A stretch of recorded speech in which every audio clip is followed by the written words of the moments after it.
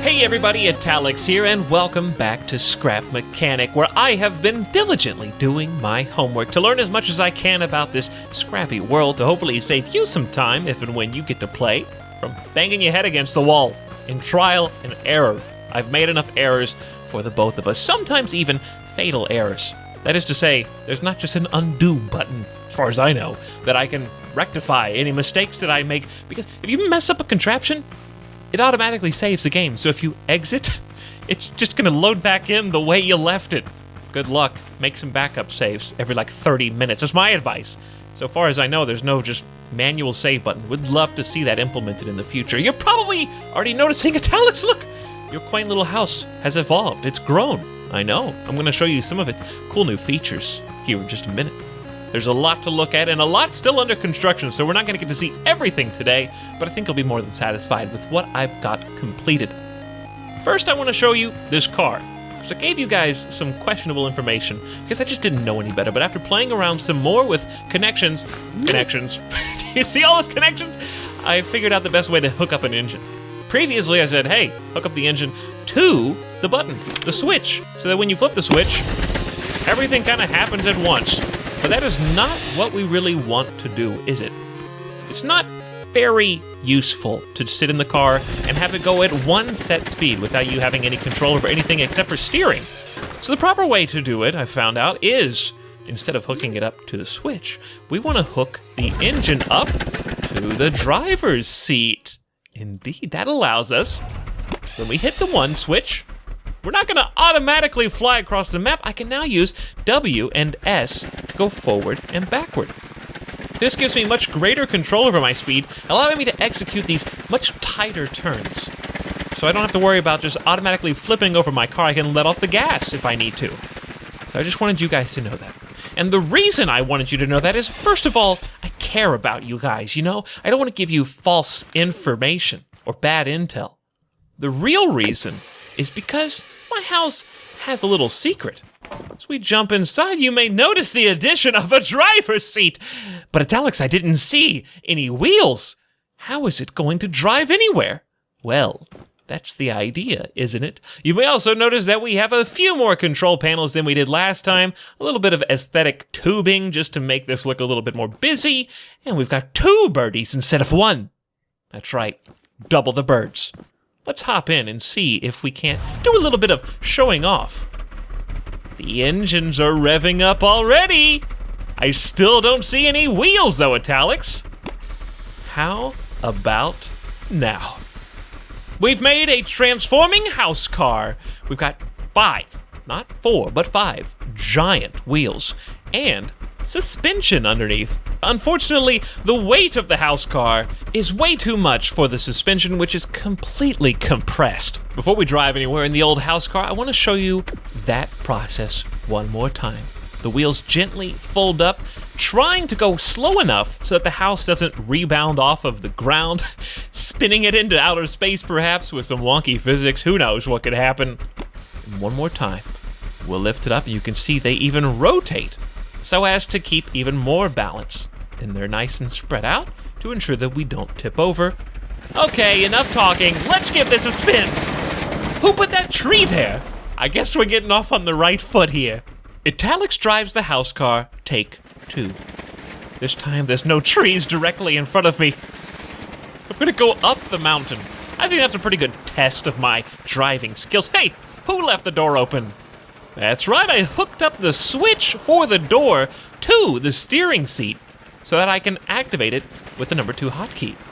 And of course, the number 1 hotkey is how sitting in the driver's seat allows me to extend and retract my wheels. Look how much my front 2 tires are struggling to keep this behemoth going in a straight line. I do not recommend using suspension at this stage of the game. I have to let you know about that. For some reason, over time, suspension severely lags out my game, and I've been having my fair share of game crashes as of late. Hang on! Hold that thought, Italic's! No, not over the mountain. Not down the hill. You're gonna destroy my creation. We just gotta go full speed. I'm sure everything will be fine. There's no destruction right now. We are indestructible. How long can I speak at this pitch? we may be just a tiny bit top heavy. And I'm very, very much struggling to turn left and right. It's so slow. And when it finally does, it threatens to flip the whole car again. Anyway, as I was saying, if you can avoid using suspension for now, I would, because it seems to cause a memory leak.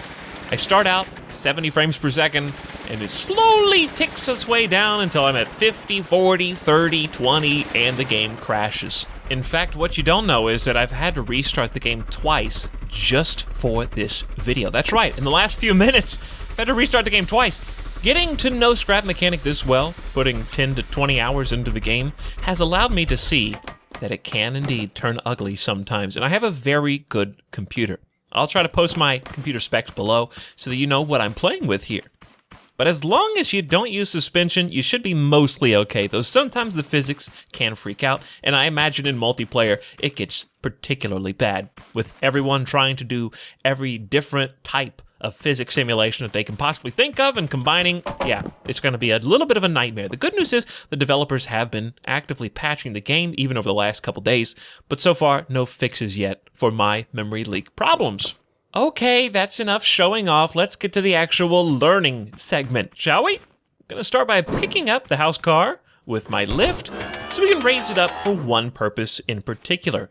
I want to build legs on all four corners that will prop this up. The reason for this is because even though it's propped up right now, I can't activate any switches to show you how the wheels operate underneath the car. So by doing this, we're going to be able to drop the lift and activate all of the switches. Hopefully these are even. I have not been counting. I've just been kind of feeling it out, you know? So we're going to go a little bit higher, then let go, and it seems to be tilting to one side, but that's okay. Now what I want is a switch somewhere down here so that I can hook up the controllers that normally move these tires to the new switch. Do you see how many purple lines there are for this controller now? It's getting a little out of hand. It's okay. I've got the wheels hooked up to a switch that'll give you a closer perspective on how the wheels deploy. It's a two-stage process. It's actually quite simple. The first thing we use is a latch. That latch is going to be visible from the number 3 bearing here, the number 5, and the number 1. And I'm going to build one for you so you can get a closer look at that. But let's go ahead and undeploy these one more time, and then I'm going to build a latch kind of separately from these so that it doesn't get any more claustrophobic in here with all of the purple lines going from every controller every direction. To help out here in understanding what we're doing, I'm going to use 2 different materials. So kind of ignore the steel underneath me. We're going to be focusing on the wood. You could even pretend like it's part of a larger wood floor if you like to. It blends in. You can't even tell there's a bearing in there. But I'm going to delete this for the sake of demonstration.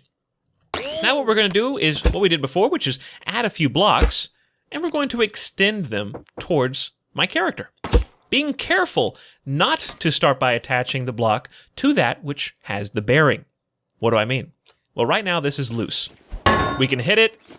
You can see it flapping because it's not attached to the steel plate underneath us. That's very important. Whereas if I was to start by dragging here and over, now that whole line that I just drew doesn't move anymore. In fact, it moves the platform that we're standing on. So what you attach your blocks to is so important.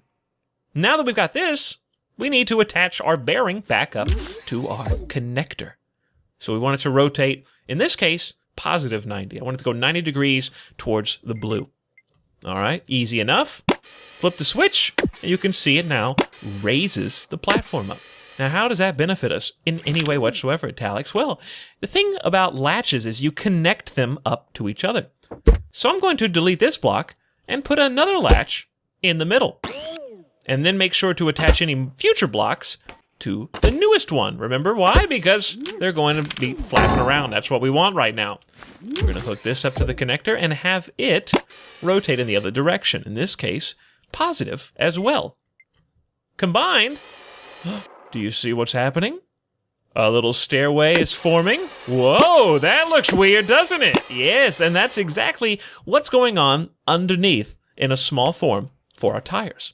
So let's head back over there and take a look at those tires and see if we can identify where that's taking place.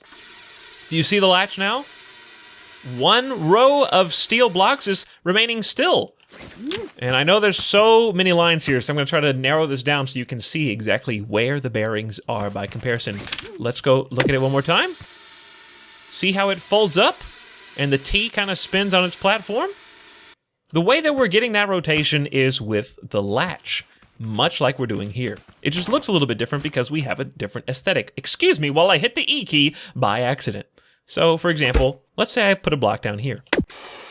Now it should start looking the same. I could even do this to enhance the simulation just a bit.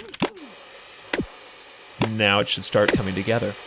And I could even go one step further and attach some more blocks to this outermost layer, because maybe you want some stairs to erupt from the floor, and as if they were never there. Surprise stairs. Let's make some more latches! I am well aware that latch may not be the appropriate word for what I'm doing here, but it's the one that I made up that sounds right to me, so we're just gonna go with it. I don't even care. Where do we go next, though? It sometimes helps me to visualize what I'm doing by leaving the power on the switch, and then kind of messing with the controller as I go. So in this case, what I'd like to do is attach wooden blocks here, just for aesthetic purposes. I don't need both of them, I just need one in particular to have the bearing. If you put bearings on both sides, that ain't gonna work. So with that, we're going to just stretch our wooden blocks a little bit further and have this bearing go 90 degrees to the positive, towards the blue. You can do it all at the same time. You could have them alternate for dramatic effect. You could have them go even slower if you'd like to. So you could do 30, 30, 30 all the way across to try to make it more dramatic looking. And what's the point of having that block spin? Well, now when we add a few more down to this side, if I can get it to agree with my positioning of my cursor here. Now watch this. Okay, what does it look like from this side? Let's take a different perspective on things. You'll notice I accidentally missed a step, so that's what I'm saying. Trial and error. You gotta keep working at it until it looks correct, but you should be able to at least see through this example how the latches are working in tandem with one another, spinning to raise or lower some stairs in our case, because that's what I want. I want stairs to come out from underneath this door. It's going to take a little bit of time to do it, but it's just using the same principle that I'm using underneath my house here for all of these tires popping down and rotating around. Usually what helps me visualize what I want to do is just removing all the blocks that I find unnecessary. So I want the steps to come down here. That means we don't need any of these blocks. They're just getting in my way and distracting me from what I want to do. In fact, it now makes sense. It's clear to me that I need the latch system to begin underneath the door directly. In fact, I might even need... Uh-oh. What have I done? I have destroyed part of the floor, and this is exactly what I'm talking about. This is what takes me so long to get anything done. Yeah, I'll delete that. No problem. I'm sure it's fine. There's not a couple of very important systems here that we need to be careful to preserve. And that is why we make a backup save, so I don't have to spend 45 minutes fixing that critical error. As I was saying, once I've cleared everything out, I can see the puzzle a little bit more clearly. We're going to start with the bearing on this left-hand side, because I want to start with the latch over here. So we're just going to build the latch down, ignoring this gap for now. We're going to fill that gap in, but it's important to note that we're not going to be attaching it to the bearing. We're going to be filling these three spaces in solid. They're not going to move. So that this bearing right here, if I hit it with the hammer, you should kind of see a little preview. Okay, we locked it up here. That's exactly what it's going to do. It's going to rotate upwards to create a step. See, now we just need to figure out how to make the steps going underneath it. To help you guys see what I'm doing, I've changed the wood blocks to the caution tape so you can see which blocks I am manipulating most. And I think we actually need another bearing right here with a few more little caution blocks. What does that do? Well, the benefit is that if we attach some more blocks up underneath it, perhaps, and attach this new blue bearing to the controller and have it rotate as well. Hold on to your horses. We are about to have stair step number 2. So what, I need to make it go negative? Yes, negative 90 from the looks of things. And let's see how that works. Okay, good. You're probably thinking, that doesn't even look like stairs. You'll see. Just wait.